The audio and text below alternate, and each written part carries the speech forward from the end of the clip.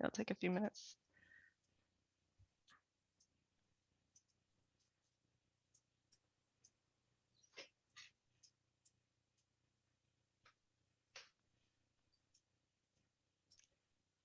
All right, good morning. Morning. We are the NCPTF, and thank you all for joining the second in the April series that we are starting to bring awareness to. Sorry, I had some reverberation. That we are bringing awareness to Child Abuse Awareness Month. And so we are here to talk about familial trafficking, which I think is an issue a lot of people aren't even aware of that is happening. And because we aren't aware of it, we aren't able to see it and to help children that are trapped in this kind of specific abuse. And today I am honored to have with us Miss Barbara Wilson. She is an MCPTF advisor on our advisory board and author. And I'm going to totally give that pitch later today. But she has a story that she needs people to hear to help other children in that same situation that she was in, familial trafficking. So Barbara, if you want to go ahead and introduce yourself, that would be wonderful. Hi, my name is Barbara Jean Wilson. I am an author of 2 books, Mute But Now I Speak and Blessings After Going Through the Valley. I'm also a motivational speaker. And as Rachel said, I am an advisor at the NCPTF. I'm also a director of advocacy at the NCPTF. I retired from Freddie Mac March 31st of 2020 to put my full focus on what God has called me to do. And that is to share my voice, to share my experience, my pain, my suffering, but also my joy and how God healed me and gave me the voice to speak out on familiar trafficking as well as human trafficking and what victims go through, and also to bring a clear understanding and awareness to people that don't understand not only what they go through, but even when they're rescued, how they continue to deal with the pain Yes, in order to be free. yes. Thank you so much, Barbara. Um, we are going to have questions and answers at the end of the session. So if you have questions that you would like to ask Barbara, you can go ahead and leave those in the comment section and we will answer those at the end. So if you have any questions that were unanswered by, furthering in the session, we will go ahead and answer those there. So feel free to put those in there. And then we will start with our first question for Barbara. The purpose of this video and this live series is to help equip you, the viewer, to understand what this looks like so that you can help people in our communities, because this is not an isolated event, what Barbara went through. This is actually something that children all across our nation and across the world are going through currently. I did find a statistic, according to the Counter Trafficking Data Collaborative. They report that 36% of human trafficking cases are children who are trafficked by their parents. And so human trafficking is a growing problem, and familial trafficking is not a small part of that. It's a very big part of that. And it's important that we understand the signs. And so through Barbara's story, we're going to hear the signs that we can be looking out for so we can be able to help children that are in the same situation. So the first question that I have for you, Ms. Barbara, is what signs did you display in behavior of your abuse, either at school or in the community? Thank you, Rachel, for the question. Let me start out by saying, because I don't know, how many people in the audience, read my story, but I was trafficked by my mother from the age of 8 to the age of 13, my mother and her boyfriend. And I remember the first time he put his hands on me, I had told my mother, and she said not to tell anyone because that's how the rent was getting paid. So at that point, my mother, who's supposed to be my protector, um, she wasn't protecting me from what was happening. She was allowing it. So the first thing that ended up happening is you lose trust. Um, because if I can't trust my mother to protect me, who can I get to trust? And the second thing, I just started changing my whole attitude, my whole body language changed. And I became angry. I became, and of course, at that time, there was no such word or thing as bullying. I started bullying other kids at home, at school, I'm sorry. At school. I was even picking on my sisters. She was very protective of my sisters, so I would even pick on them because, just seeing how happy they were. And I couldn't understand why I was the one chosen to have to go through this. Um, and just starting fights, started biting my nails, just dressing differently, wearing clothes that were too big because I didn't want anyone to see me.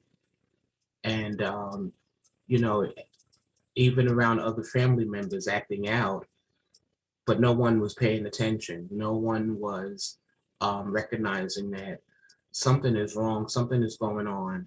Um, whether it was at school or at home or, with the neighbors, they just started, just labeling me as being a bad child. Um, and for school, the teachers didn't even, ask, what's going on? Are you okay? Why are you acting out? Instead, they would call my mother, they would send me to the principal's office, and then they would call my mother and my father up to school because they were divorced, so living in separate households. And my father didn't know what was going on. At least I didn't find out until later that he knew what was going on. But my mother just pretended like she couldn't understand why I was acting out. Um, and only thing I could do was just look at her because I knew inside that you know exactly what's going on. And so I became disrespectful also to adults because it was adults that was, you know, causing me harm. And one of the things that, I want people to understand, whether you're in the school system, a family member, a neighbor, you have to pay attention to your children. You also have to um, see how they interact with other adults or teenagers because kids are even, abused by another teen. Um, you have to listen to what they're saying. If you know that um, there was a time when this person loved going over to Aunt Jane's house, and then all of a sudden they don't want to go, and you're forcing them to go, and they're crying because they don't want to go, you need to ask the question, but you used to love going over there. Why do you not want to go over there now? Um, that's a sign. And they may or may not tell you because in my case, I was threatened. I better not tell anyone. Um, and it may be the same thing for them. They may be threatened. If you tell anyone, I'm going to harm your family. I'm going to, do this to you. So you have to do it in a gentle way where they can open up to you. It just makes it harder when it's a parent because, in my case, it was a parent. So I can't run and tell my mother because she's the one that's doing it. Thank you so much, Barbara. I wanted to ask you a couple of questions right here. There was a big change in your behavior, as you said, like you were starting to bully others, starting to lash out. What had you been like before? And was that a gradual change or was that like overnight once the abuse started? It was overnight because It's before overnight. that, I mean, I was a happy kid. I was, riding my bike, playing with my dolls, playing, outside, hide and go seek, um, jumping rope, just doing everything that kids normally do, when they're playing with each other. And when I say overnight, I'll just give an example because this happened on a Friday night, the first time I remember. And, the next day was when I was acting up in front of, the neighbors, my other family members. But it was when I went to school on Monday that, really started, acting up because the kids in the classroom, coming back from a long weekend, kids in the classroom, everybody's laughing, having a great time. And I'm not, because I know what happened to me. So now I'm mad at them and I'm taking it out on them. You know, we had back then, you could buy for your snack 2 pretzels and a carton of milk, and I believe it was 5 cents. So you know, when we would get a break to go to the bathroom, I would, you know, wait behind. So while they're in the bathroom, I would steal all of their money. So it was just different things that I was doing. And of course, when they came back and their money wasn't there, you know, the teacher, you know, she didn't ask anyone in particular, um, you know, who took the money. She just gave everybody money to buy their pretzels and their milk. Um, and, you know, when we would go out in the yard, you know, I would just, when we played dodgeball, I would make sure that I got the ball so that I could hit the other student extra harder. And the teacher, she says, Barbie, you're throwing the ball too hard. Um, and I'm saying to myself, you know, well, I just want them to feel my pain. And, you know, and this went on the next day, even when they sent me to the guidance counselor office, you know, she not once um, asked me, was everything okay at home? The only thing that she said was, you know, are you feeling okay? And I said, yeah, I feel fine. Because at this point, with her being an adult, I don't trust any adult now. And so I'm not going to even open up to you. And I just started, you know, talking back to her, talking back to the principal, talking back to the teachers. Right, right. If you know, you have this distrust of adults, you have this distrust that no one's there to help you, what would it have taken for a teacher or a counselor or like church leader, someone in their life to see that big change? What would it have taken them to do to gain that trust? What could someone who does see this big change, obviously every child's different, everybody has a different personality, and especially when you add this abuse into it, it makes it really complicated. But what for you would have made that bridge be built to safety, I guess, with another leader, another adult in your life? If they had ignored my anger and just keep asking me and just keep asking me, because the more you ask, the more I would feel deep down inside that, okay, they really want to know what's going on, instead of, okay, that's it, Barbara, you're going to the principal's office. Or, you know, the principal, that's it, I'm calling your mother and your father.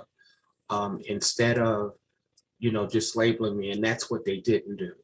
Um, because eventually, I probably would have opened up to someone. I probably wouldn't have told them everything, um, you know, just because I wanted to protect my mother, even though what she was doing was wrong, you know, but I still love my mother. But just knowing that there would have been someone that I could, you know, even if I was able to go to the guidance counselor and say, you know, this is what's happening, but you have to keep it between me and you. Um, at least I, at least I know that when I did act up and got sent to the guidance counselor, she would understand that, okay, um, I understand why she's doing what she's doing. Now she may share with the other teacher, then again, she may not. But at least her knowing, it would have helped me. But no one was asking me. You know, they just kept labeling me. Right. And you said that there was like a big change when it first started when you were 8, and then afterwards you kind of got stuck in this behavior of being a bad kid. That label, how could a teacher that wasn't there that first year or an adult that met them after the abuse started recognize or see that you were hurting instead of just being a bad kid? I don't, Or how could they reach out to you, I guess? Is it just continually asking if things are all right at home? yes, they would probably have to continue to ask the question, because when you have, see, you have to understand the mind of an 8-year-old, especially the mind of an 8-year-old who mother is allowing this to happen and not protecting her at all. So any other adult, it won't mean anything to that child, because you already have the one person who's literally allowing this to happen every day. And that was the other thing. It wasn't just, on the weekends, this was every day, so Gotcha. I have to go through this. And the other thing is, it wasn't them taking me outside, they were bringing the men inside. Um, so there was no escape for me. So Right. my only escape was, once I got out, to just act up. And I don't know if acting up, I was looking for someone to just come to me and say, you know what, um, we're just going to remove you from the home. I don't know. I just wanted someone to see that I was hurting, and but instead, what they saw was this little girl being bad, and going into her teenage years being bad. That's all they saw, Right. as opposed to, this child is in pain. Um, I would just cry at the drop of a hat. Hmm. Um, just so many different things that was happening that should have been, a red flag, and it wasn't. Right. Right. Thank you so much for answering that question. For those of y'all that are just now joining us, we thank you for taking the time to listen about familial trafficking. Again, I'm here with Barbara Wilson, a survivor of trafficking, whose mother was her human trafficker. And so we're going to move on to our next question that might also give insight into what we can look for when we are trying to identify children who are trafficked by their own parents, or family members, which is an issue that is going on. What did the home look like for you, Miss Barbara, that would indicate that you were being abused? Were there people coming and going? How did that look like? And how can we see that in our own neighborhoods? There wasn't, from the outside looking in, um, you could say that, brought up in a loving Christian home. Um, and because my mother, she was the oldest of, she was the second oldest of 14 kids, so you have, 7 brothers and 7 sisters, so, my uncles, they would come over, um, my father and cousins. So to see people coming and going for the neighbors, it wouldn't be anything strange because you have a large family. So you wouldn't know that the man that's coming in, he's not related to me, that he's actually, um, he's one of the perpetrators. Um, and so,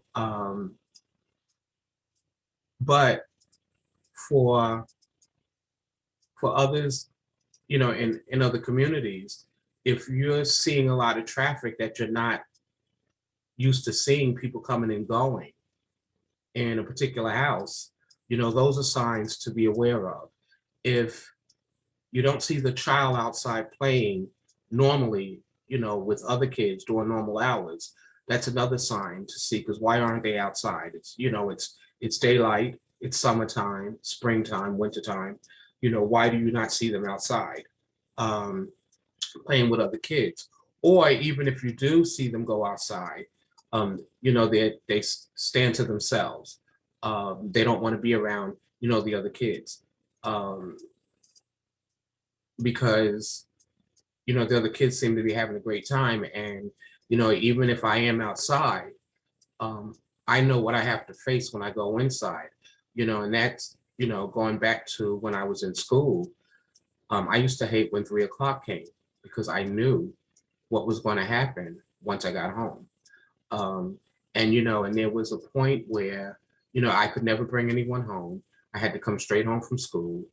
Um, and it, came a time when, I actually brought a friend home because I knew that nothing was going to happen to the friend, but, and the friend didn't know what was going on, but the friend was my protector. As long as she was there, they wasn't going to touch me.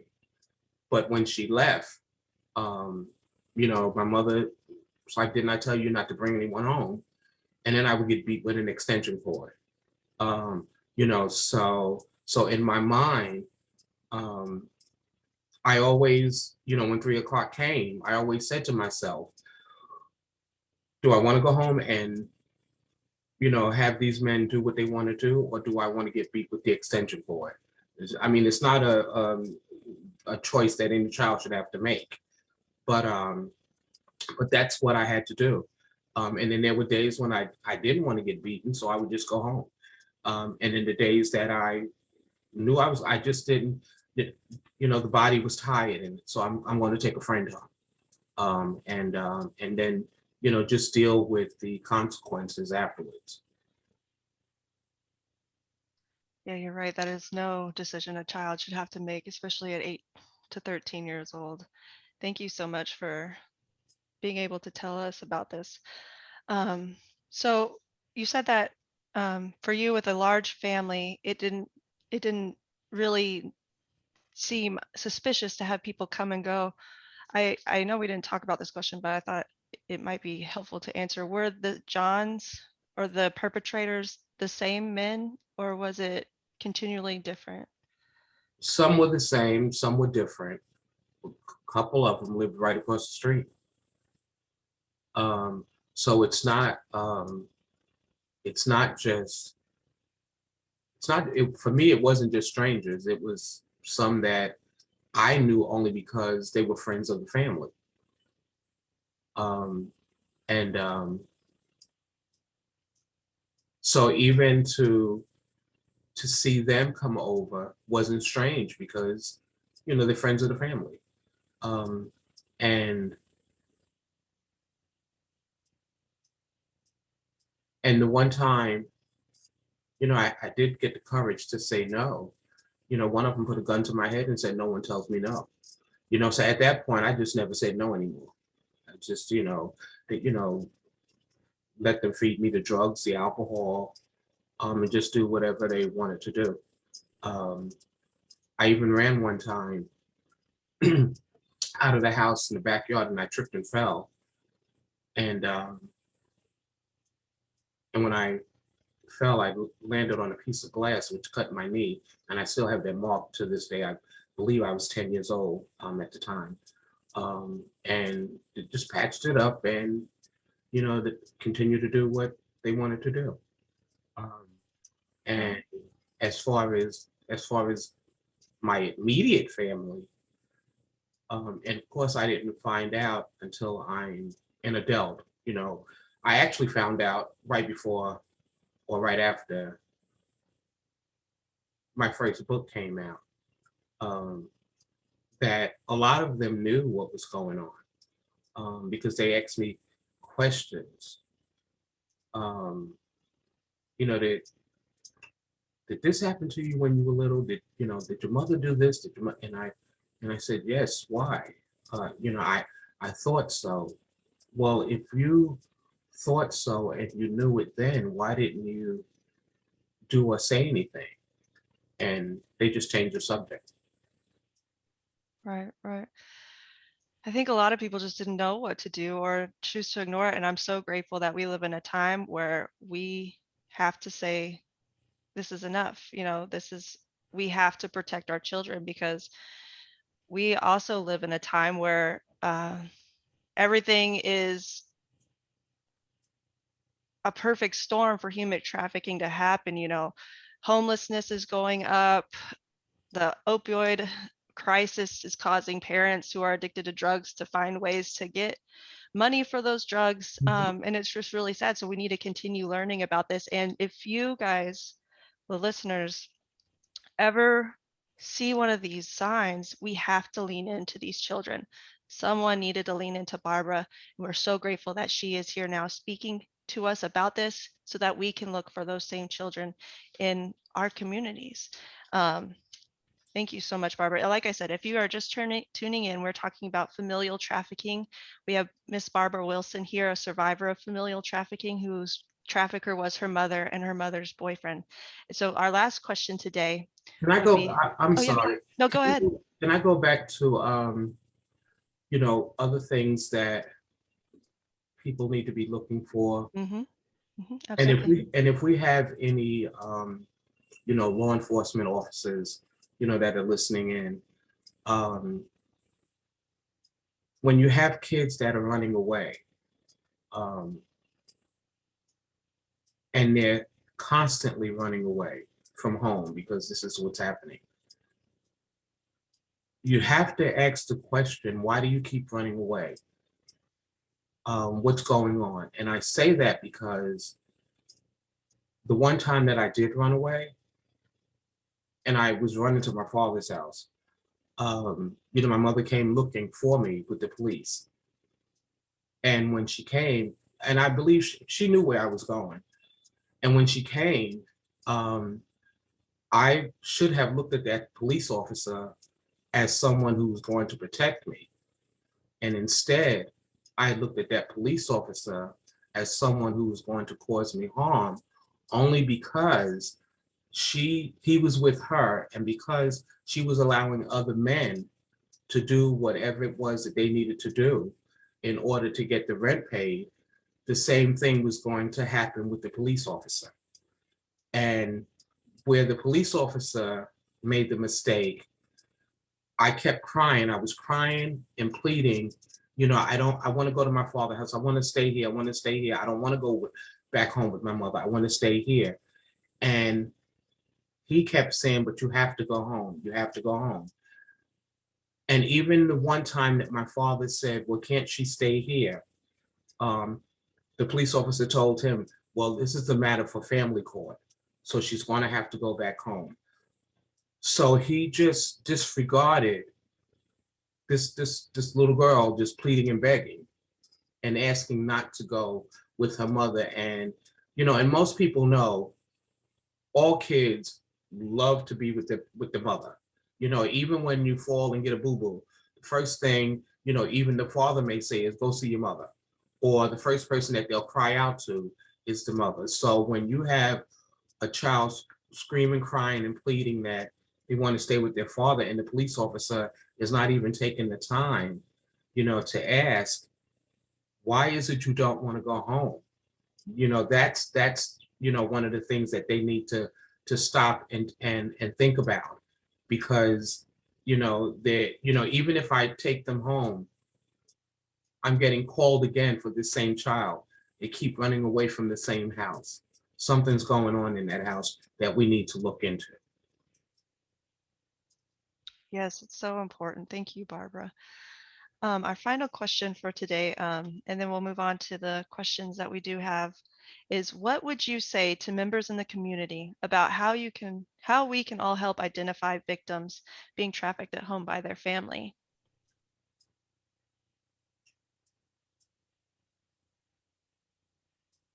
I, I guess you just have to pay attention to the child and how they respond to the family members, because even with me, you know and in front of other people, I would talk back to my mother, um because I loved her, but I didn't trust her because you're allowing these things to happen.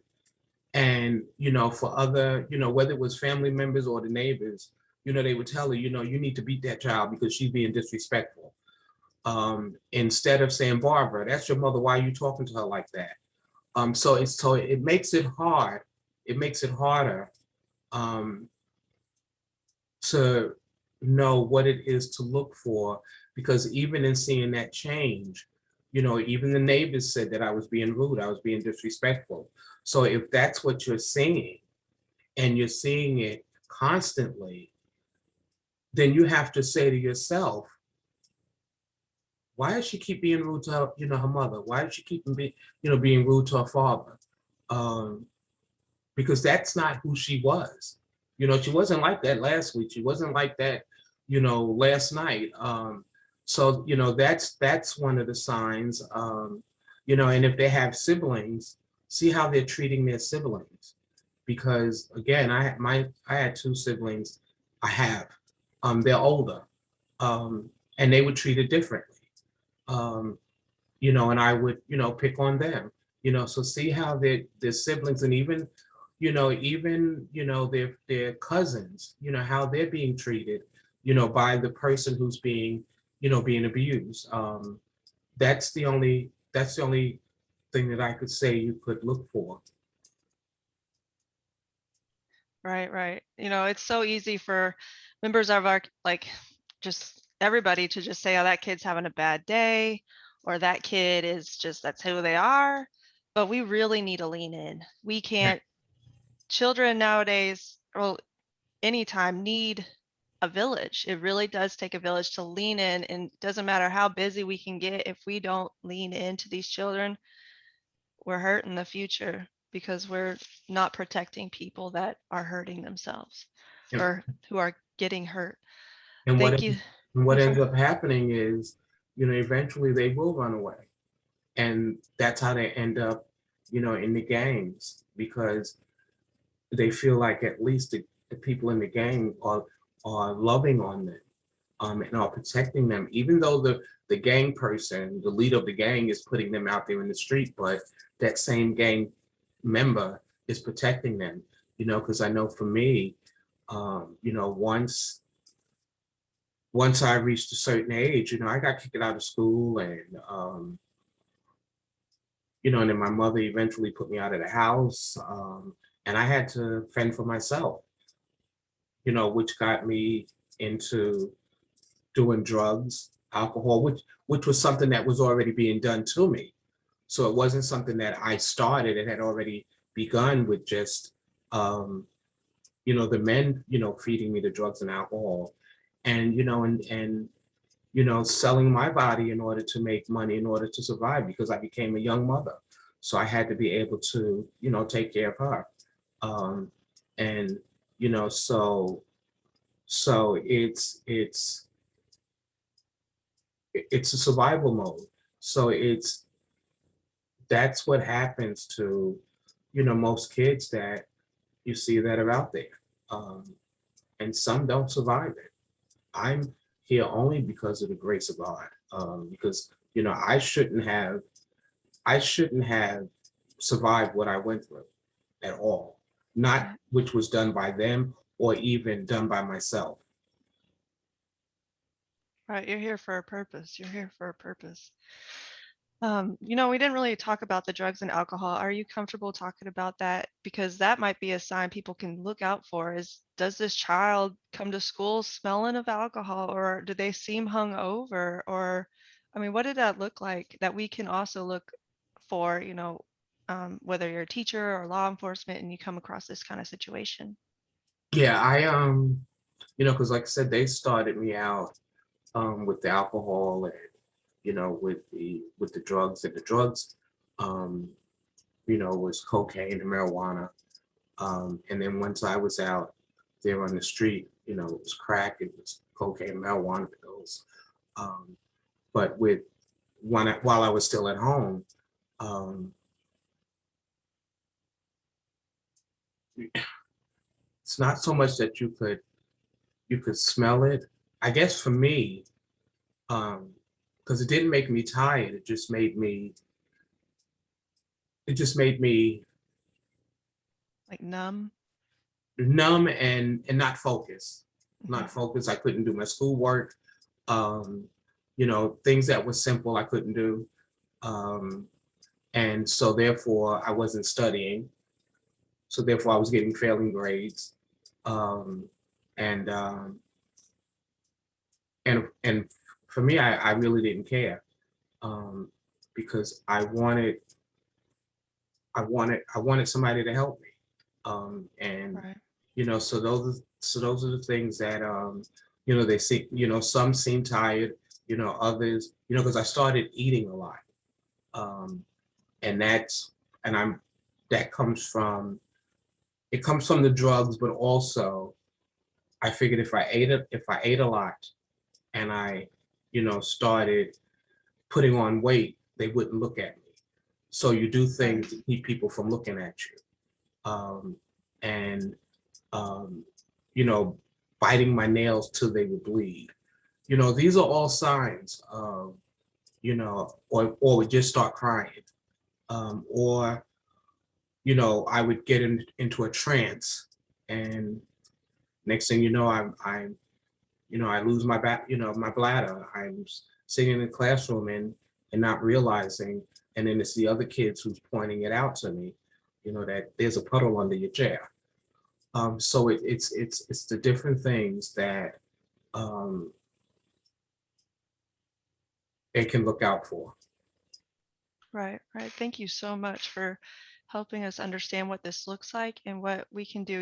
Like times are so weird right now with COVID that we have a lot of students that are attending online and that these signs may not be available to for you just to visualize and see.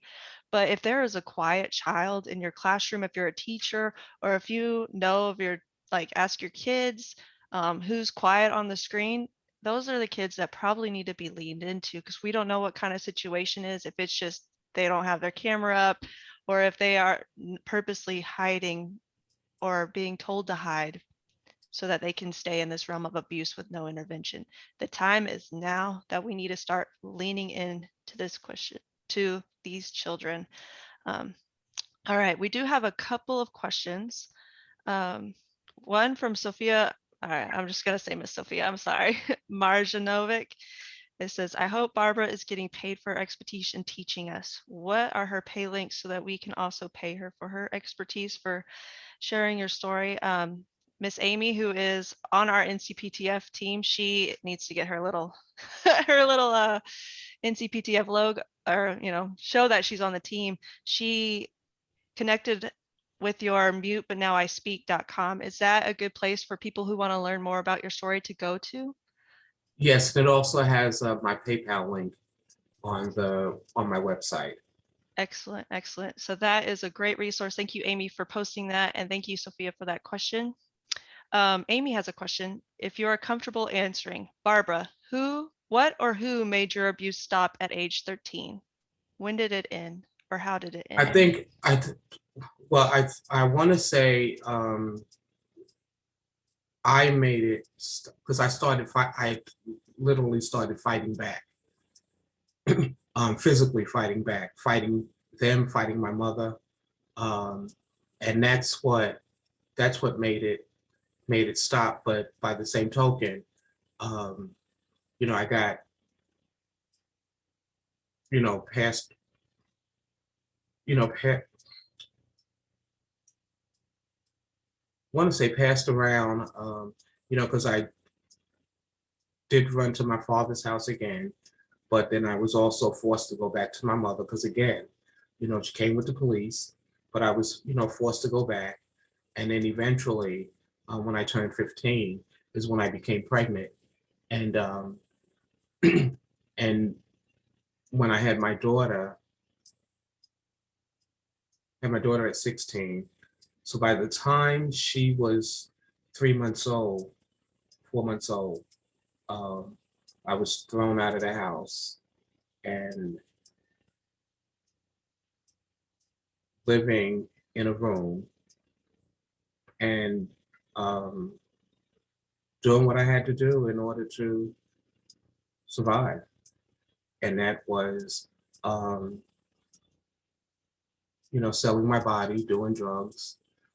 And eventually, later on, I did go back to school and got my GED. And then I went on to college and got my college degree. Um, and, it was during this time that people were coming into my life. Because I was a very angry young lady. Because I was, mad at my mother, mad at my father. I was mad at God. But I always called on God. Um, and I still was doing what I was doing. and and people would just say, she's just too angry for me. I just can't. Um, I don't need that drama. But it was one dear friend, um, and and we're friends now, maybe 20 years. I remember she told me that God told her that I was her assignment, and that no matter what she says, no matter what she does, you have to be there for her because she just needs someone to listen to her. Don't give her any advice, just somebody to listen. And and for me, the things that I said, because I never put my hands on her, but the things that I said, um, I noticed that she kept coming back, and it, you know, goes back to the question you asked Rachel in the beginning. What would it have taken, for me to open up to the guidance counselor? And she kept coming back, and then I said to myself, no matter what I say, she keeps coming back. That's when I started opening up. But I only told her a little bit about myself, not much, because I was too ashamed. I was embarrassed. And, if she knew all about me, then maybe she would turn her back on me. Um, and so I just told her just enough that I wanted her to hear. She didn't find out about what really happened until she read my book. And then at that point, she called and she cried and she said, "I'm so sorry that you went through all of that, and I wish you could have told me, because it doesn't change how I feel about you. You're a lovely person, and so so at that point, she gave me, God used her, to give me the courage to open up a little more, um, and even now, I um, I sometimes you know wonder how people you know look at me when they hear um, my story, because I get emotional because God removed the shame, um, but when I when I'm in the presence of other people and I hear them just talking about things in general, like the prostitute on the corner, or the young unwed girl, Mhm. and the things that they're saying is painful. That's me that you're talking about, Yes. and some of them haven't even heard my story. So if you look at me the same way when you find out, um so it just makes it hard because there's no compassion. It's just judgment. Yes. Miss Karen Parrish says, I see a woman who is brave, and we're so thankful that you're here to educate us about these issues. And I love that you said that, not because you went through that shame that you should never had to go through that, but how much of our thinking needs to change so we can actually help. Why is that girl or woman a prostitute? Why is there a young child in this little girl's life? We can't come at it with our judgments anymore because we are not in a place to help when we come like that. We need to come with compassion. We need to come with understanding. We may not know what everything you're going through or these other people are going through who experience this thing, but we have to be on the same team to help. So thank you so much for opening that up. Um, that idea that we need to bring those judgments down, excuse me, and see reality and what these people are going through. Thank you so much, Barbara. Um, as we close up, is there anything else that you would like to say? And I'll also give an opportunity for any more questions that might flow through.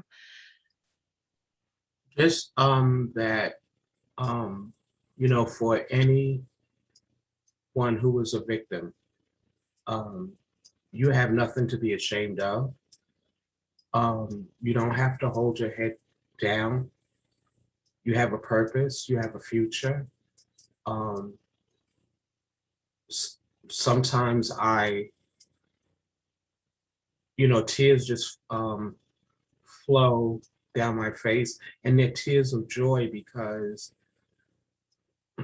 each one of us has been given a gift to go through, some worse than others. And when I think about what I've gone through, and God is using my voice to speak to so many, I want the victim to know that, just like, if you dropped out of school, you can go back and get your GED. You can get your college degree. You can write books like me. Um, because I never thought that I was worthy to do any of this because they make you feel unworthy. And so to be able to do this and to use my voice, to help you heal, um, that's what I'm here to do. And if you want to reach out to me, you can reach out to me through my website, www.mutebutnowispeak.com, or you can send me an email, mutebutnowispeak@verizon.net. Um, if you're not ready to, open up to the world yet, but you just need someone to speak to, I'm here and whatever I can do, to help. Um, by all means, reach out to me. And for those who have never been a victim of anything, it doesn't have to be trafficking, anything. Just have compassion, have understanding, just pray for that individual because what you see out there, the person that's homeless, the alcoholic, they're out there not because they want to be, but something or someone forced them to be out there. Um, and so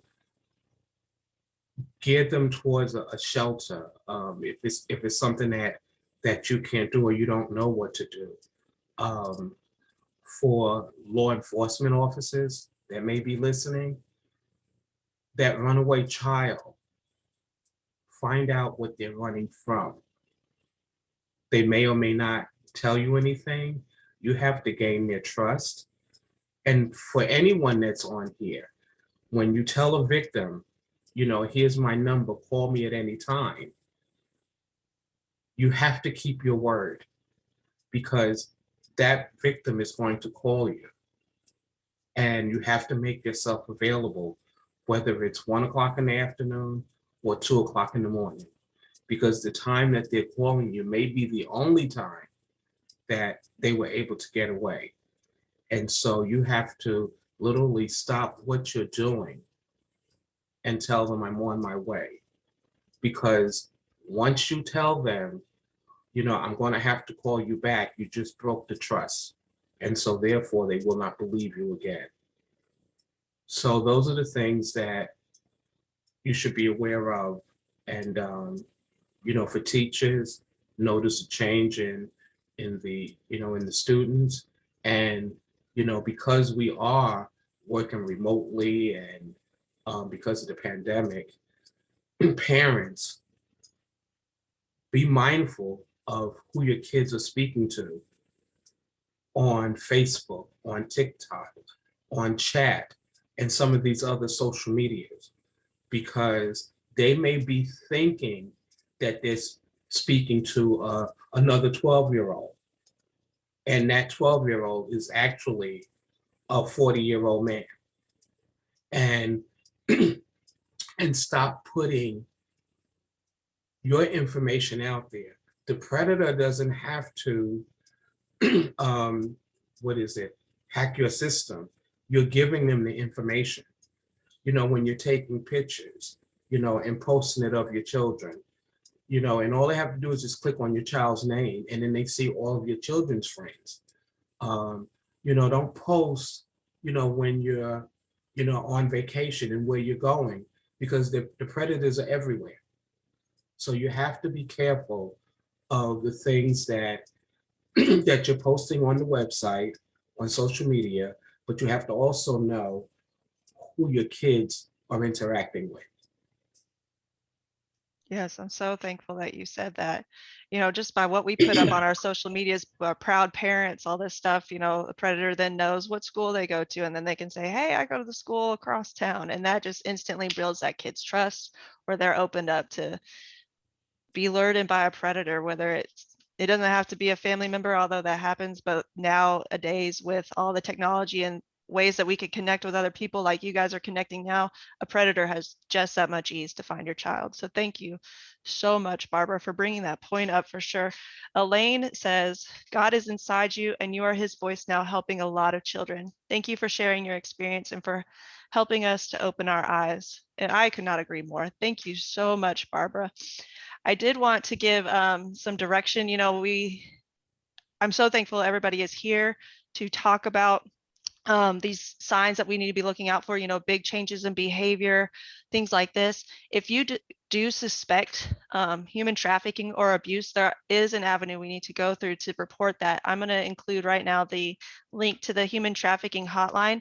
If you do suspect this, go to the hotline. You don't want to go in and try to interrupt the situation. That's going to take some delicacy, and that's going to put you at danger yourself too. So go ahead, and if you suspect human trafficking with anybody that you know, child or adult, go to that website.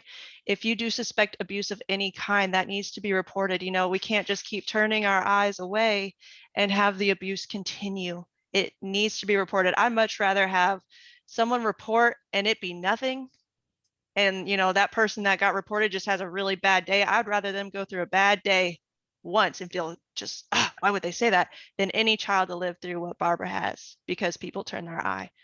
So thank you so much, Barbara, for your time today. Thank you so much, listeners, for being here, taking time to learn about this issue and to be on the same team with the NCPTF to help fight this child exploitation and things of this nature. So again, thank you so much, Barbara. If you Thank want to you. learn more, she has 2 books. This is her first. It's not gonna pick up. Let me take off my blur thing. That's so funny. Um, Go ahead and pick up her books. Like I've read this one and I absolutely love it. She includes questions at the end of every chapter that help you process your own abuse if that is something that you need to continue processing. She is here to help heal. Oh, I'm so thankful for your work, Barbara. And then her latest one, she has Blessings After Going Through the Valley. Again, if you want to learn more, pick up these books. They are worth the time. They are worth the money. Thank you so much, Barbara, for taking the time to join us for this live for, what is it? April is what is it? Child Abuse Child Abuse Prevention Month. Prevention Month. Yes, thank you all so much. Oh, and and the books can be found on Amazon, Barnes and Noble, and Kindle. And thank you all so much for your questions and your words of encouragement. It means a lot to me. It means a lot to me. Thank you so much. Thank you guys. We'll see you next time.